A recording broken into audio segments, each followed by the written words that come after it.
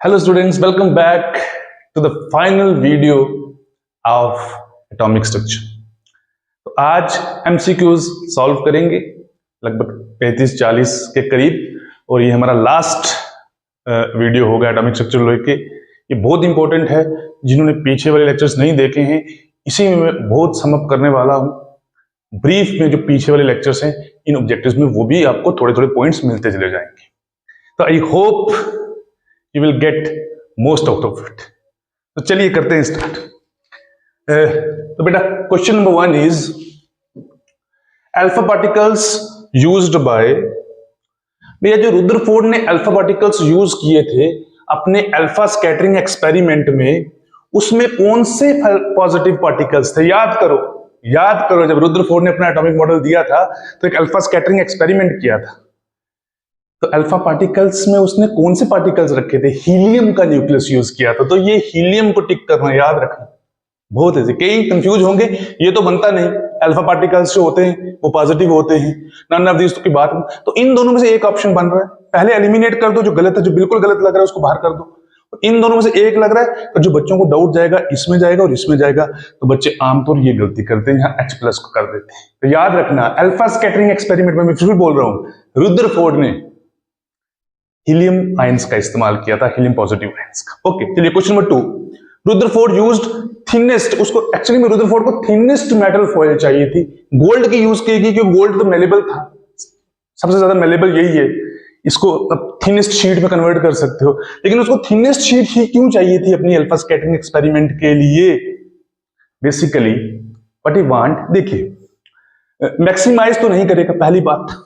Multiple scattering होगी तो जो उसकी ऑब्जर्वेशंस होंगी वो उतने अच्छे ढंग से ऑब्जर्व नहीं कर पाएगा। मल्टीपल ऑब्जर्वेशंस क्या होती है? मल्टीपल स्कैटरिंग क्या होती है कि ऐसे एटम्स का गुच्छा है, एक एटम, देखो मल्टीपल स्कैटरिंग क्या होती है, ऐसे एटम्स का गुच्छा, ये 3D समझो ऐसे, तो इसके ऊपर भी पड़ रही है एटम, इसके ऊपर भी पड़ रही, इसके ऊपर भी रेस पड़ रही, तो वो एक जैसे किसी ने गुच्छा जैसा बन जाता है।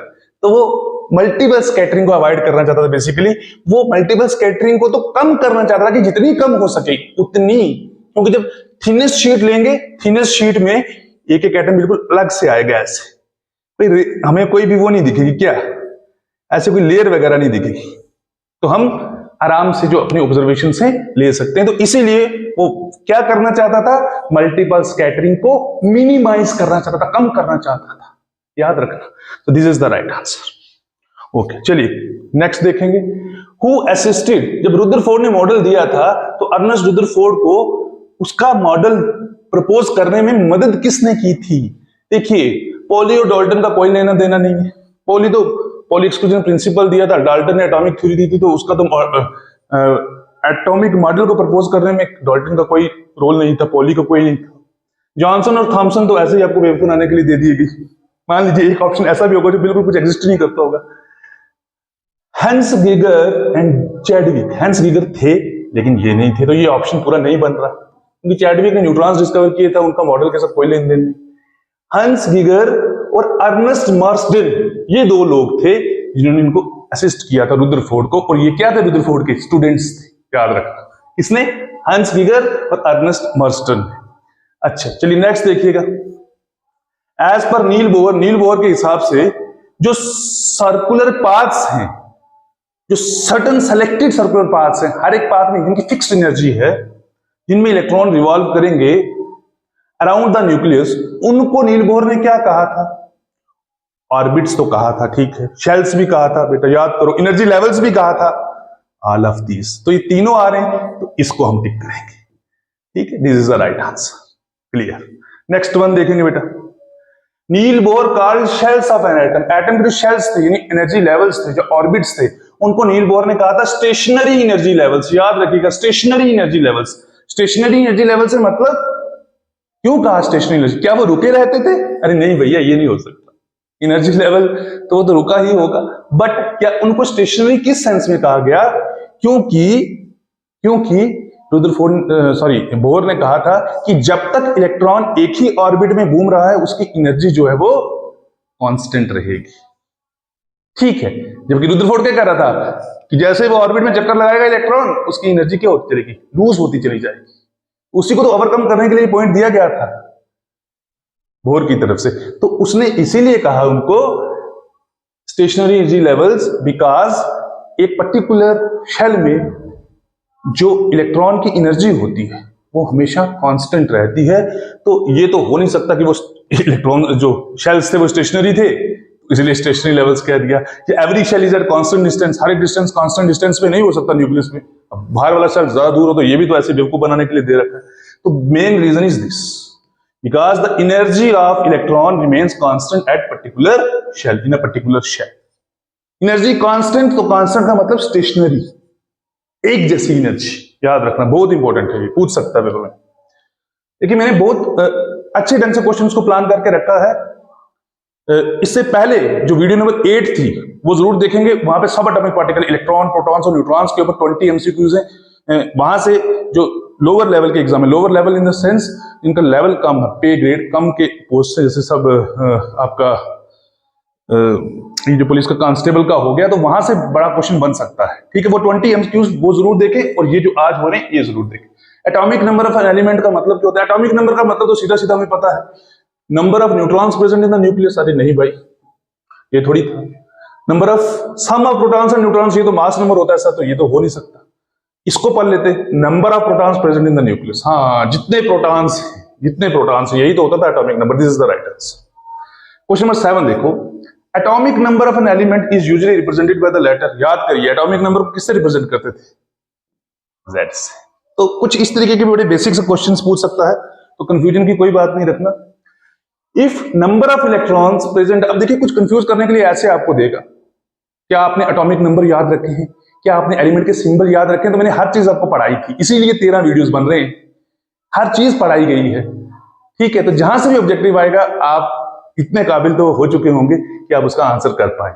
If number of electrons present in any element x, कोई एक एलिमेंट है x, उसमें इलेक्ट्रॉन्स कितने प्रेजेंट है? 20। तो बताओ एलिमेंट कौन सा? देखिए एटम में इलेक्ट्रॉन और प्रोटॉन बराबर होते हैं ना, ये आपको पता है। इट मींस जिसका एटॉमिक नंबर 20 है वो कौन सा एलिमेंट है, कहना ये चाह रहा है। ऐसे कंफ्यूज करने के लिए देखिए, if an electrons present in atom is इतना एंड इतना, तो बताओ एलिमेंट कौन सा होगा? तो बेसिकली वो बता क्या रहा है कि एक एलिमेंट है जिसका एटॉमिक नंबर है 20, तो बताओ एलिमेंट का। तो 20 किसका एटॉमिक नंबर होता है भाई? फास्फोरस का क्या होता है? फास्फोरस का याद करो 15 होता है, तो ये तो कैंसिल हो गया। पोटेशियम का 19 होता है, तो ये तो कैंसिल हो गया। मैग्नीशियम का 12 होता है, ये तो कैंसिल हो गया। अरे कैल्शियम होता है 20, याद रखना। ठीक है, एटॉमिक नंबर से भी कई बार पूछ लेगा, आसान सा सवाल। Mass number of an element is usually represented by the letter. Mass number किससे रिप्रेजेंट करते हो? जैसे एटॉमिक नंबर Z से करते हो, तो मास नंबर बेटा A से करते हैं। ये नहीं होगा, ये नहीं होगा, ये सब बेवकूफ बनाने के लिए, तुम्हें घुमाने के लिए दिए गए। क्वेश्चन नंबर 10 देखो, mass number of an element represents sum of protons and neutrons in the nucleus of an atom. Sum of protons and neutrons, ये तो होता है वाकई, प्रोटॉन्स और न्यूट्रॉन्स जितने न्यूक्लियस में उतने। लेकिन कई बच्चे यही आंसर करके छोड़ देते हैं, नीचे वाले ऑप्शन पढ़ते ही नहीं। ध्यान से देखना, नीचे के लिखो, total number of the nucleons present in the atom. Nucleons क्या होते हैं? न्यूट्रॉन्स और प्रोटॉन का सम ही तो न्यूक्लियॉन है। तो ये स्टेटमेंट और ये स्टेटमेंट एक ही तो है, तो इसका आंसर ये बनना चाहिए बेटा डी। ठीक है, ये तो नंबर ऑफ इलेक्ट्रॉन्स तो हो नहीं सकते, मास नंबर। ठीक है, तो कई बच्चे क्या करेंगे, जैसे ही देखेंगे sum of protons and neutrons in the nucleus of atom, फट से एक कर देंगे। जल्दी नहीं करनी है, क्वेश्चन को देखना है आराम से, आता होगा आपको आंसर, बस जल्दी में गलत ना कर दो, ये ध्यान रखना। इफ Z रिप्रेजेंट्स, मानो Z कोई एक एटॉमिक नंबर बता रहा है एलिमेंट का, तो वो तो एलिमेंट है X, हम नहीं जानते कौन सा है, और A बता रहा है उसका मास नंबर, वो तो A ही बताता है किसी एलिमेंट का मास नंबर।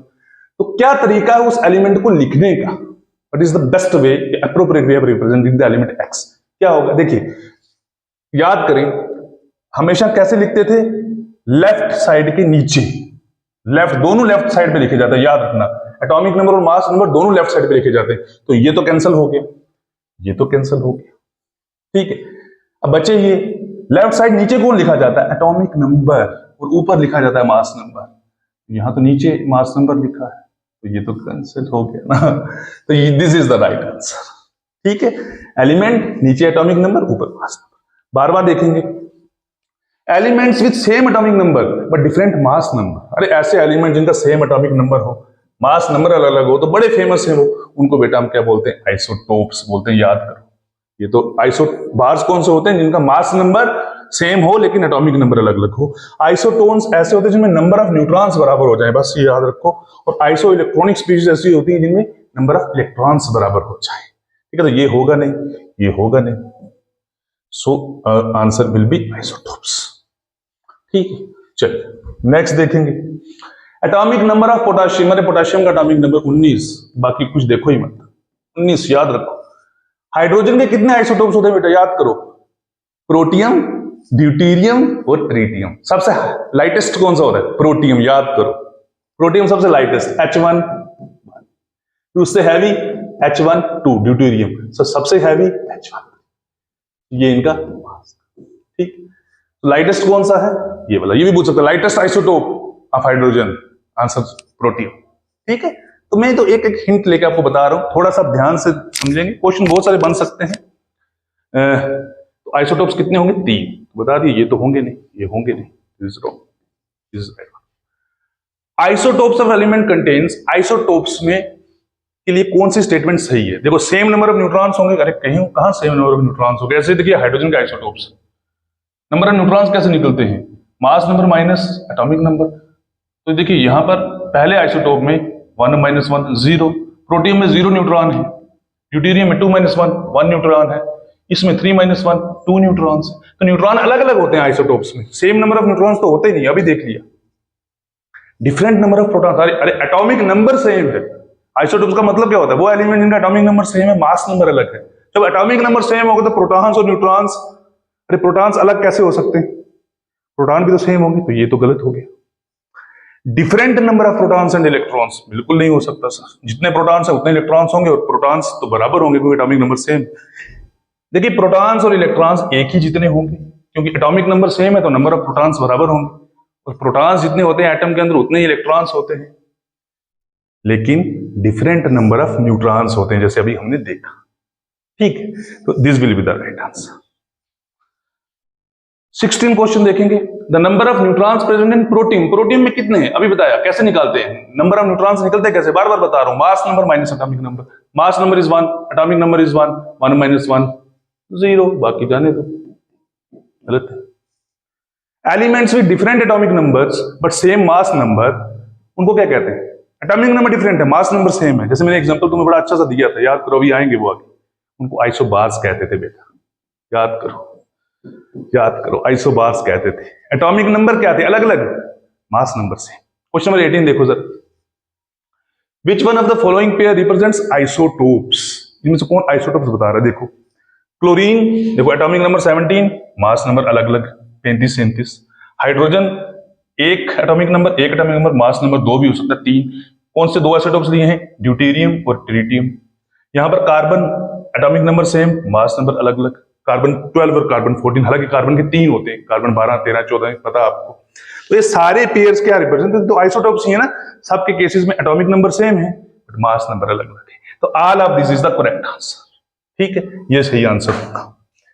क्वेश्चन नंबर देखेंगे बेटा 19, which one of the following represents isobars. Isobars क्या होते हैं, different atomic number same mass number. देखो different atomic number same mass number, तो यहां देखो बेटा क्या है, तो एटॉमिक नंबर तो सेम है, तो ये तो पहले ही कैंसिल कर दो, एटॉमिक नंबर तो सेम है, पहले ही कैंसिल कर दो। यहां देखो एटॉमिक नंबर अलग है, लेकिन आप मास नंबर भी देखो, मास नंबर सेम है, तो ये आंसर होगा सही। ऑल ऑफ दीज मत कर देना, कई बच्चे तुक्का लगाने की कोशिश करते हैं, यार ऑल ऑफ दीज हो सकता है, लेकिन होता नहीं। ठीक है, तो इसका आंसर ये हो, ऐसे चेक करेगा वो आपको।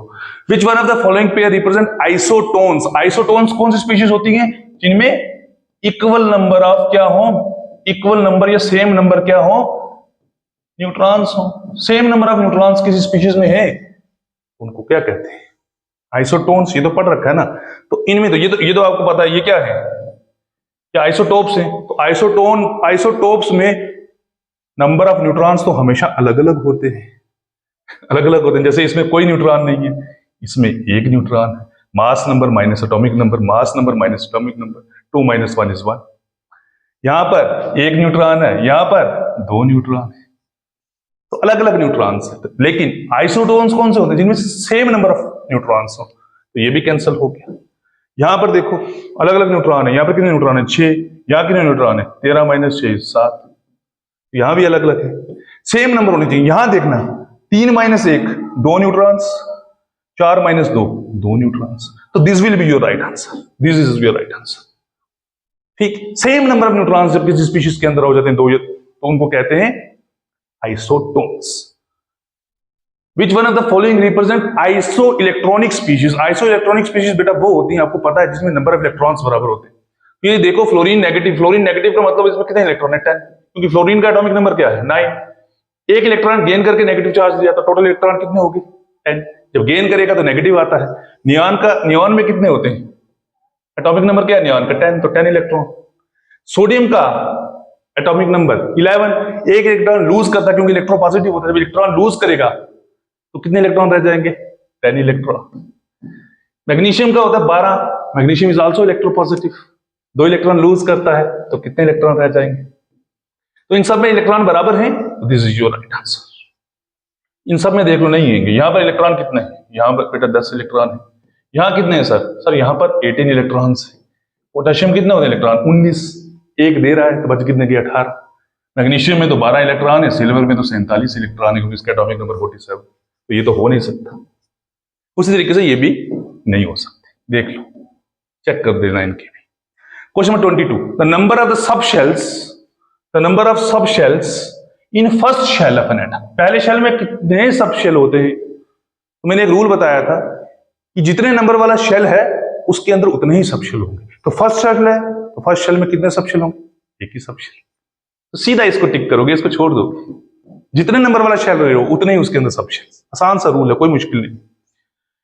The maximum number of electrons that can be accommodated in fourth shell of an atom. चौथे शेल में कितने इलेक्ट्रॉन अकोमोडेट कर सकते हो? मैंने फार्मूला बताया था, बोर-बुरी ने फार्मूला दे दो, याद करो, 2n²। तो n क्या था? नंबर ऑफ ऑर्बिट जिसमें आप इलेक्ट्रॉन्स निकालना चाहते हो कि मैक्सिमम कितने अकोमोडेट कर सकता है। तो यहां फोर्थ शेल देखना है तो 2 × 4 का स्क्वायर क्या होता था? 2 × 16। तो कितना निकलता है? 32 इलेक्ट्रॉन्स आ सकते हैं मैक्सिमम 32 आ सकते हैं।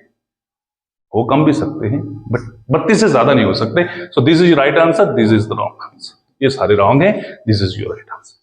Question number 24, the maximum number of electrons that can be accommodated in the outermost shell. सबसे बाहर वाले शेल में कितने हो सकते हैं? सबसे बाहर वाले शेल में भोरपुरी का रूल याद रखो, आउटर मोस्ट शेल में मैक्सिमम 8 इलेक्ट्रॉन हो सकते हैं। ये बार बार कहा गया है, मैंने हर बार कहा है कि किसी भी एटम के बाहर वाले शेल में 8 इलेक्ट्रॉन से ज्यादा नहीं हो सकते। चलिए, फिर उसके बाद था maximum number of electrons that can be accommodated in the innermost shell. Innermost shell कौन सा होगा? जो न्यूक्लियस के सबसे पास वाला है, यानी पहला शेल। ठीक है, पहले शेल में देखो maximum number of electrons that can be accommodated in the innermost shell. मैंने कहा था पहले शेल में कितने सब शेल होते हैं? याद रखो, एक। और पहले सब शेल में जो कितने ऑर्बिटल थे? एक s ऑर्बिटल। याद करो, मैंने कहा था सबसे बड़ा क्या होता है? शेल। शेल के अंदर क्या होता है? सब शेल। सब शेल के अंदर क्या होता है बेटा? ऑर्बिटल सर, ऑर्बिटल होते हैं। पहले शेल में एक ही सब शेल, उस एक शेल में एक ही ऑर्बिटल। सर कौन सा ऑर्बिटल? s orbital. और एक ऑर्बिटल में कितने इलेक्ट्रॉन आ सकते हैं मैक्सिमम? ये पॉली एक्सक्लूजन प्रिंसिपल याद करो। एक ऑर्बिटल में मैक्सिमम कितने इलेक्ट्रॉन आ सकते हैं? 2। तो कितने इलेक्ट्रॉन आ सकते हैं इनर मोस्ट? 2, क्योंकि एक ही ऑर्बिटल है उसके अंदर। ये और एक ऑर्बिटल में मैक्सिमम 2 इलेक्ट्रॉन आ सकते हैं। ये कौन कहता है? पॉली एक्सक्लूजन कहता है। सोडियम की वैलेंसी क्या होती है? सोडियम कितने इलेक्ट्रॉन लूज कर सकता है? अभी तो बताया पिछले आइसो इलेक्ट्रॉनिक स्पीशीज में सोडियम एक ही इलेक्ट्रॉन लूज कर सकता है। और अपना देखो सोडियम का इलेक्ट्रॉनिक कन्फिग्रेशन होता है 281। कितने इलेक्ट्रॉन एक atom during chemical reaction lose करता है या गेन करता है ताकि उसकी इलेक्ट्रॉनिक कन्फिग्रेशन इनर्ट गैसेस जैसी हो जाए, जैसे नियॉन की है, ऑर्गॉन की है, क्रिप्टॉन की है। देखो सोडियम अगर एक इलेक्ट्रॉन लूज करेगा तो इसकी इलेक्ट्रॉनिक कन्फिग्रेशन कैसी हो जाएगी? आफ्टर लूजिंग 1 इलेक्ट्रॉन इसकी इलेक्ट्रॉनिक कन्फिग्रेशन कैसी हो जाएगी? 2 8। तो ये किसकी इलेक्ट्रॉनिक कन्फिग्रेशन? 2 8, नियॉन की। नियॉन क्या है? इनर्ट गैस है। आउटर मोस्ट शेल में 8 इलेक्ट्रॉन लाना चाहता है हर एक एटम, है ना।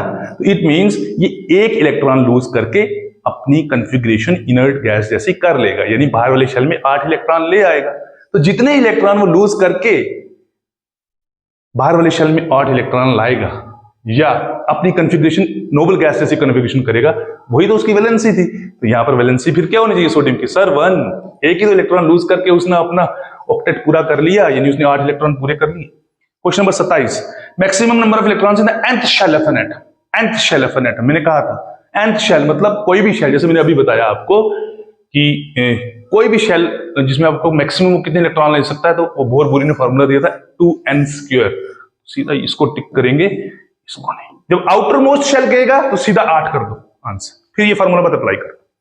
चलिए, octet rule means, octet rule का मतलब क्या है कि 8 इलेक्ट्रॉन बाहर वाले शेल में प्रेजेंट हो ताकि एटम स्टेबल हो जाए। 8 इलेक्ट्रॉन इनर मोस्ट शेल में हो तो इनर मोस्ट में 8 आता ही नहीं है, इनर मोस्ट में मैक्सिमम आते ही 2 है, ये तो पहले ही कैंसिल हो गया। किसी भी शेल में 8 इलेक्ट्रॉन थोड़ी आते हैं। अब तीसरा शेल है तो उसमें 8 थोड़ी आएंगे, उसमें तो तीसरे शेल में देख लो 2n², 2 इंटू 3 का स्क्वायर, 3 का स्क्वायर 9, तो तीसरे शेल में तो 18 इलेक्ट्रॉन आएंगे, तो 8 थोड़ी आ सकते हैं, तो ये तो कैंसिल हो गया। Number of no atom can accommodate 8 electron. अरे कह रहा है कोई भी एटम बाहर वाले शेल में, जो आउटर मोस्ट शेल है, उसमें 8 इलेक्ट्रॉन अकोमोडेट नहीं कर सकता। अरे एटम चाहता ही तो वही है कि बाहर वाला जो शेल है, वैलेंस शेल, उसमें 8 इलेक्ट्रॉन हो जाए ताकि वो स्टेबल हो जाए। तो ये तो सरासर गलत स्टेटमेंट लिख रहा है। ऑक्टेट रूल का मतलब यही है बेटा कि presence of 8 electron in the outermost shell of an atom, ताकि एटम स्टेबल हो जाए, उसकी कॉन्फ़िगरेशन कैसी हो जाए, इनर्ट गैसेस जैसी, याद रखना। सो this is the right answer. ये अरे क्या हो गया, तो देखिए valency of a noble gas, मैंने कहा था नोबल गैस, देखिए इसमें नियॉन ले रहा हूं, नियॉन का इलेक्ट्रॉनिक कॉन्फ़िगरेशन 2-8,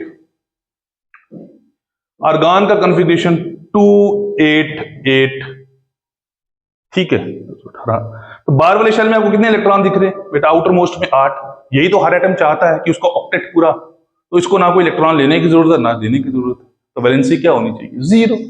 ना ही इलेक्ट्रॉन देगा, क्यों अपना ऑक्टेट बिगाड़ेगा।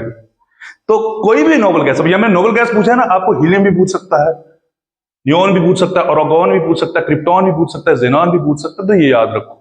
वैलेंसी मैंने आपको चार्ट बनाए थे, ठीक है, तो याद रखो उस वैलेंसी को। तो यहां पर नोबल गैसेस की जो वैलेंसी होती है वो हमेशा बेटा 0 होती है। Electron present in the outermost shell of an atom are called, जो आउटर मोस्ट शेल में इलेक्ट्रॉन प्रेजेंट होते हैं, आउटर मोस्ट शेल को कहा जाता है बेटा वैलेंस शेल, उसमें जो इलेक्ट्रॉन प्रेजेंट होते हैं उनको क्या कहते हैं, वैलेंस इलेक्ट्रॉन्स। बाकी सब ये बेवकूफ बनाने के लिए दिए गए, ठीक है, तो आप उसको डिबेट मत किए। आप कुछ और हैं वो भी मैं लिखूंगा, जो पिक एंड मैंने चूज किए हैं, मुझे लगता है कि बच्चों के काम के हो सकते हैं। तो 31 नंबर देखिएगा, क्वेश्चन नंबर 31 यहां लिख रहा हूं, यहीं से बात करेंगे सीधा सीधा। The electrons, the set of 4 numbers which gives complete information, जो पूरी इंफॉर्मेशन दे दे, कंप्लीट इंफॉर्मेशन ऑफ इलेक्ट्रॉन को शॉर्ट लिख रहा हूं, in an atom are called as. याद करो उनको क्या कहा था, याद करो क्या कहा था, उनको कहा था, क्या कहा था, सुन लो। या तो ऑप्शन देगा रेजिड्यूल नंबर्स, रेजिड्यूल नंबर्स होते हैं, याद करो, करते रहो, जिनको आंसर आ रहा बता दो। क्वांटम नंबर्स, कुछ आ रहा है समझ, कौन से नंबर थे जो इलेक्ट्रॉन की पूरी इंफॉर्मेशन देते थे एक एटम के अंदर। सब्सिडियरी नंबर्स, या इनमें से कोई भी नहीं। तो बेटा याद करो, मैंने तुम्हें 4 सेट बताए थे नंबर्स के, जो एक इलेक्ट्रॉन की कंप्लीट इंफॉर्मेशन देते हैं एटम के अंदर, उनको कहा था क्वांटम नंबर्स, याद करो। ये तो नहीं, ये। और कौन कौन से क्वांटम नंबर थे, प्रिंसिपल क्वांटम नंबर, याद करो कौन कौन से थे, principal quantum number, azimuthal quantum number, और क्या था, magnetic quantum number, spin quantum number. Principal quantum number क्या बताता है, इलेक्ट्रॉन कौन से मेन एनर्जी लेवल में है, पहले में है, दूसरे में है, तीसरे में है, कौन से शेल में है, ठीक है। एजोमिथल एल से डिनोट करते थे, किस, क्या बताता था कि एक शेल के अंदर कितने सब शेल हैं, वो एजोमिथल क्वांटम नंबर बताता था, जिसको क्या कहते थे, सब्सिडियरी क्वांटम नंबर भी कहते थे, है ना। ये सारी चीजें डिस्कस करो, इससे पहले वाला लेक्चर क्वांटम नंबर एक बार फिर देख लेना, ठीक है। फिर मैग्नेटिक क्वांटम नंबर क्या बताता था कि एक सबशेल के अंदर कितने ऑर्बिटल्स हैं, वो बताता था, ठीक है। तो चलिए 32 देखिए,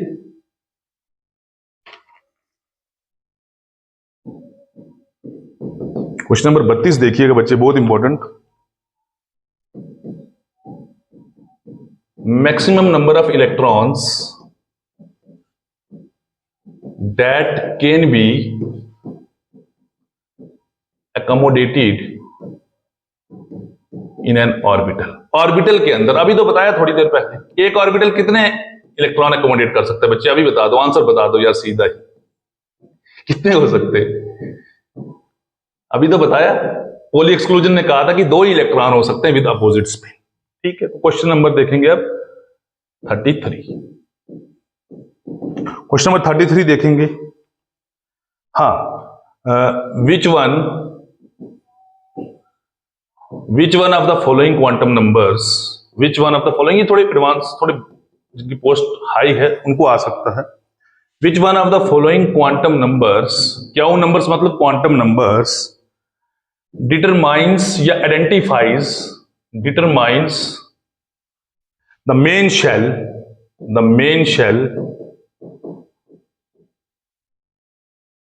in which electron is present, in which electron is present। Option सुनोगे, ध्यान से सुनना। कौन सा क्वांटम नंबर बताता है कि इलेक्ट्रॉन कौन से मेन एनर्जी लेवल में है? और याद रखना, ये बताया, अभी बात भी कर दी थी। Number 1 is principal quantum number.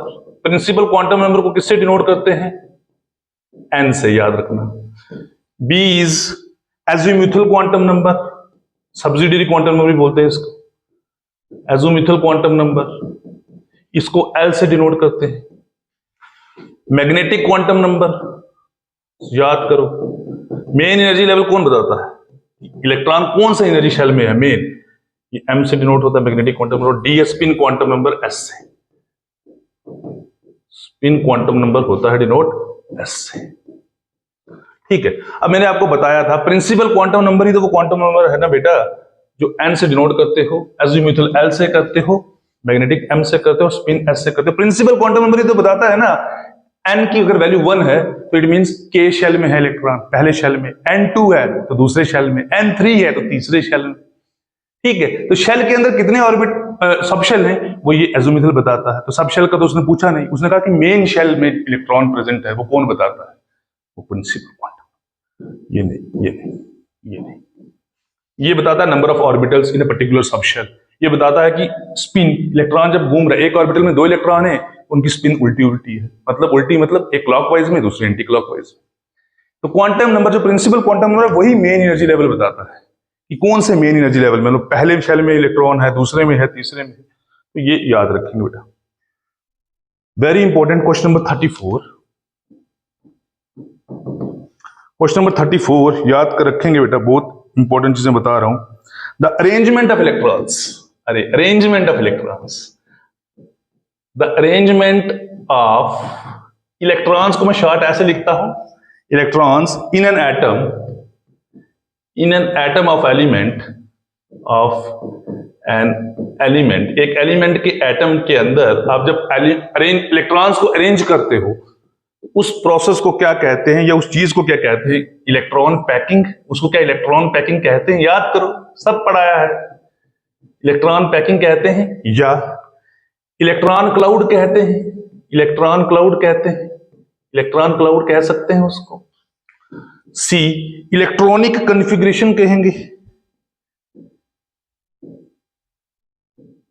Electronic configuration कहेंगे, या डी, ऑल ऑफ दीज कहेंगे, कि इनमें से कुछ भी कह सकते हैं। अरे भाई, इनमें से कुछ क्यों कहेंगे? इलेक्ट्रॉन क्लाउड होता है कि जो इलेक्ट्रॉन ऑर्बिटल में जो इलेक्ट्रॉन का क्लाउड बना हुआ है वो अलग चीज है, वो यहां नहीं आएगी। इलेक्ट्रॉन पैकिंग तो ये अलग चीज, ये तो कुछ ऐसी वर्ड बना दिया। इलेक्ट्रॉनिक कॉन्फ़िगरेशन बोलते हैं बेटा, उसको याद रखना। जितने भी इलेक्ट्रॉन हैं एक एटम के अंदर, आप उनको अरेंज करते हो डिफरेंट ऑर्बिटल्स में, उसको क्या कहते हैं? Electronic configuration. ठीक है, क्वेश्चन नंबर 35 देख लो। अच्छे अच्छे क्वेश्चन चुन के लाए हैं। कौन सा प्रिंसिपल ये कहता है, बहुत इंपॉर्टेंट, विच प्रिंसिपल स्टेट्स, क्या कहता है? सुनो, दैट इन ग्राउंड स्टेट में, मतलब जब इलेक्ट्रॉन स्टेबल स्टेट में है, एक्साइटेड नहीं हुआ है, ground state of an atom, the orbitals, अब इलेक्ट्रॉनिक कन्फिग्रेशन में भरना, इलेक्ट्रॉनिक कन्फिग्रेशन जब लिखनी है तो भरना किसको है? ऑर्बिटल्स को। द ऑर्बिटल्स आर फिल्ड, भरना कैसे, इसका भी एक तरीका था, are filled in the order of their increasing energies, यानी जो कम एनर्जी वाला था उसको पहले बढ़ो, जो कम एनर्जी वाला ऑर्बिटल है उसको पहले फिल करो, फिर बढ़ते बढ़ते वाली एनर्जीज में जाते जाओ। तो ये प्रिंसिपल किसने दिया था बेटा? याद करो, क्या पॉली ने दिया था? पॉली एक्सक्लूजन प्रिंसिपल था ये, याद करो। इसका मैंने आपको एक डायग्राम भी बनवाया था, बहुत खूबसूरत सा। क्या आव्वो तो था? वो कौन था? आव्वो प्रिंसिपल था, या हुंस रूल था मैक्सिमम मल्टीप्लिसिटी का?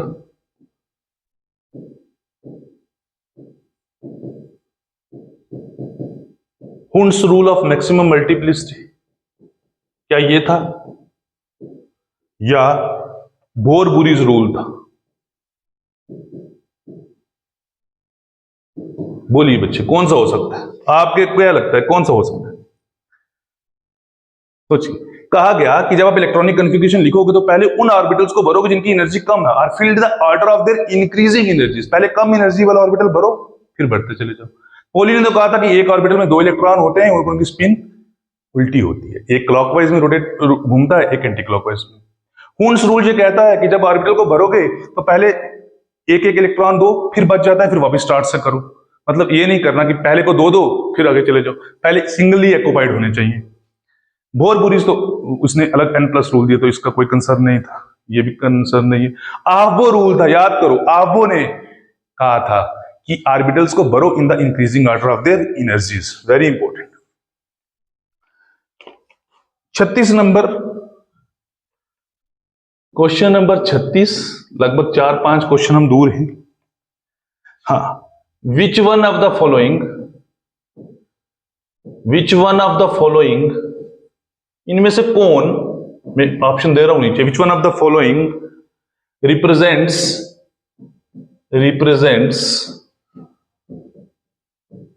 correct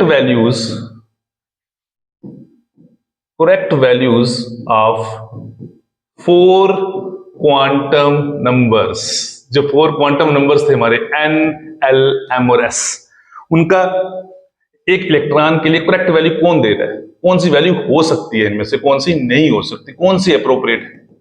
देखो, number 1 is n equals to 1, l equals to 1, m equals to -1 and s equals to +1/2। दूसरा कह रहा, ऑप्शन दे रहा है n equals to 1, l equal to -1, m equal to 1, s equals to -1/2। C option देखेंगे, n equals to 1, l equals to 0, m equals to 0, s equals to +1/2। और D option देखेंगे, n equals to 1, l equals to 0, m equals to -1, s equals to -। तो इस question में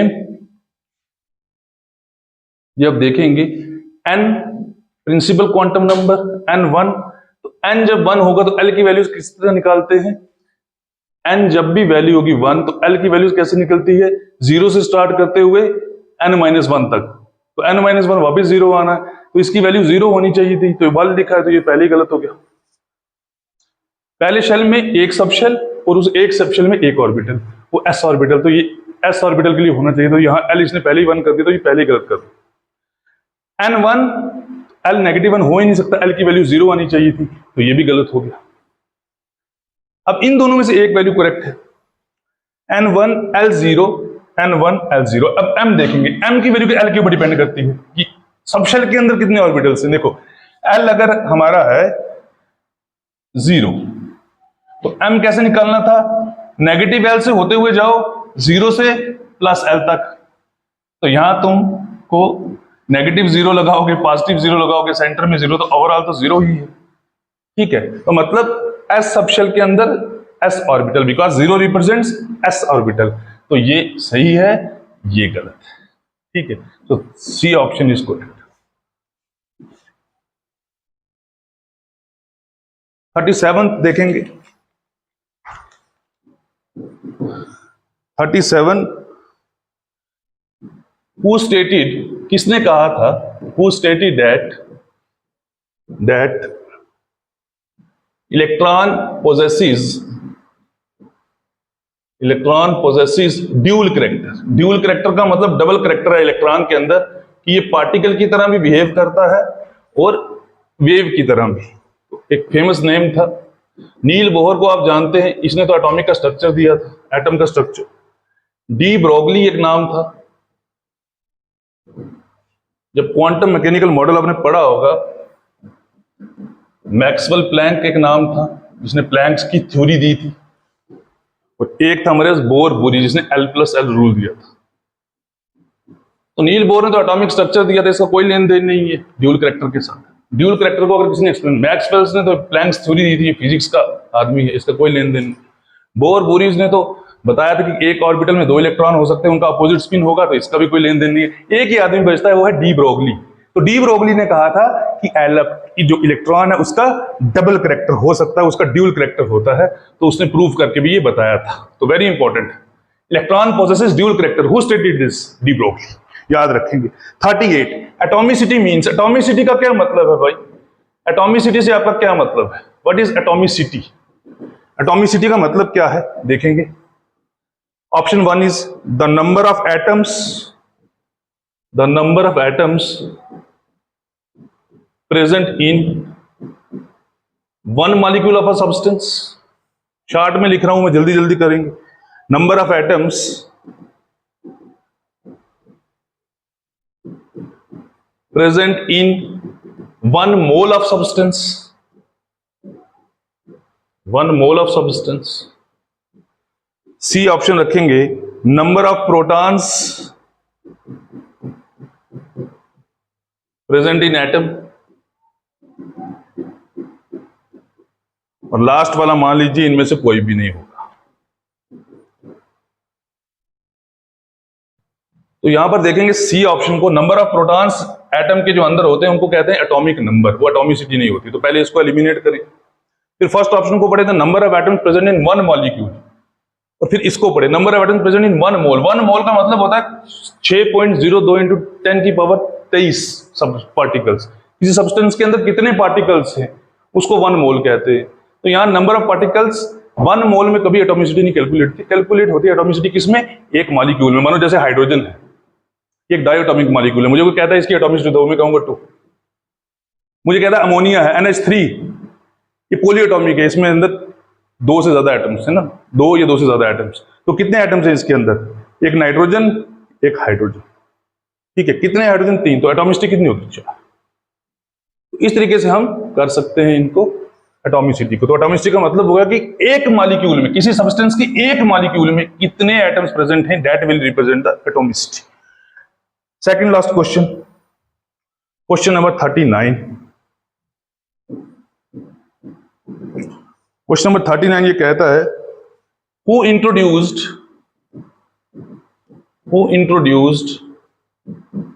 the concept of mole. Mole का concept किसने दिया था? बहुत बड़ा कंसेप्ट है, डिस्कशन हुई है इसके ऊपर। फर्स्ट ऑप्शन इज विलहेल्म ओस्टवर्ल्ड, एक ये ऑप्शन रहा।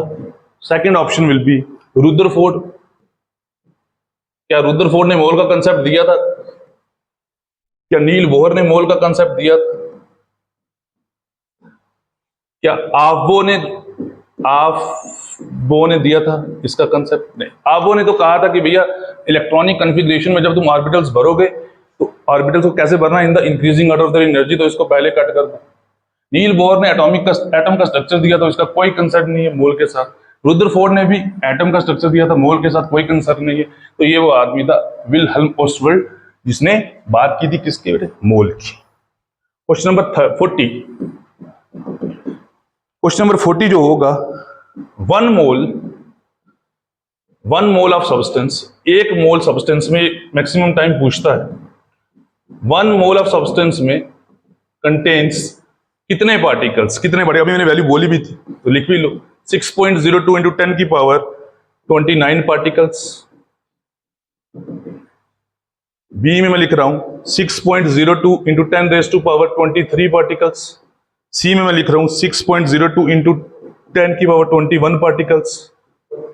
और लास्ट लिख रहा हूं 6.02 इंटू 10⁻31। तो this will be the correct answer. अभी मैंने कहा था 6.02 इंटू 10⁻23 पार्टिकल्स। एक ऑब्जेक्टिव देख लेंगे लास्ट, इसके एक लास्ट ऑब्जेक्टिव देख लें, 41th ऑब्जेक्टिव, और कहानी को समाप्त करें यही। 41 ऑब्जेक्टिव जो होगा वो ये है, which one of the following orbitals, बहुत इंपॉर्टेंट ऑब्जेक्टिव है ये, विच one of the following orbitals, कौन सा ऑर्बिटल इनमें जो दिए गए हैं हैज लोएस्ट एनर्जी, सबसे कम एनर्जी होगी जिसके पास। तो लोएस्ट एनर्जी का रूल किसने दिया था, याद करो, बोर-बोरी ने। किसने दिया था, बोर-बोरी ने।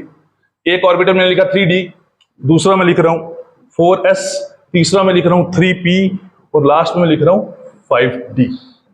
तो इसको कैलकुलेट करने के लिए बोर-बोरी ने क्या रूल दिया था, ध्यान से देखेंगे। एक रूल था जिसका नाम था n+l रूल।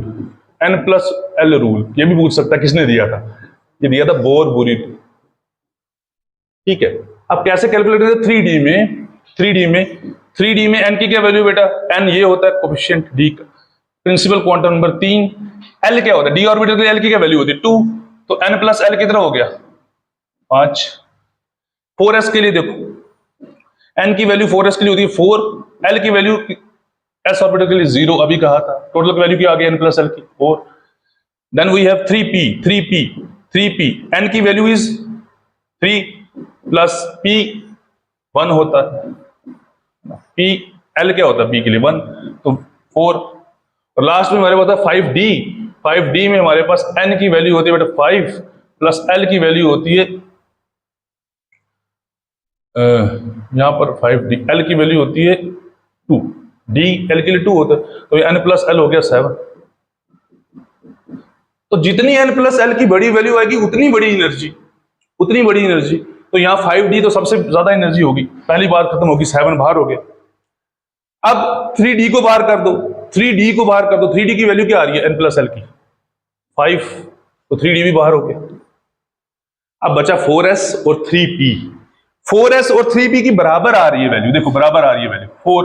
तो जब n+l करके बराबर वैल्यू आ जाए तो तब सिर्फ n की वैल्यू देखी जाती है, किसकी, n की। तो n की वैल्यू किसकी कम है, 3p की। This will be your right answer, ये भी करते हैं। So 3p ऑर्बिटल की energy lowest. So this is all about the last video of the atomic structure where we have discussed more than 40 objectives for 40 MCQs। और मैंने पूरी कोशिश की है कि जितना भी हमने पढ़ा है 12 वीडियोस में उसको कवर अप किया जाए। लास्ट वीडियो, अगर किसी ने 12 वीडियोस नहीं देखे हैं पहले, एक 8वां वीडियो है जहां हमने एक सेट लिया था 20 MCQs का, और ये लास्ट वीडियो जहां 41 का, टोटल 60-61 MCQs हो गए हैं। जो ये भी पढ़ लेगा तो उसको अंदर क्वेश्चन मिल जाएगा। Anyway, thank you very much.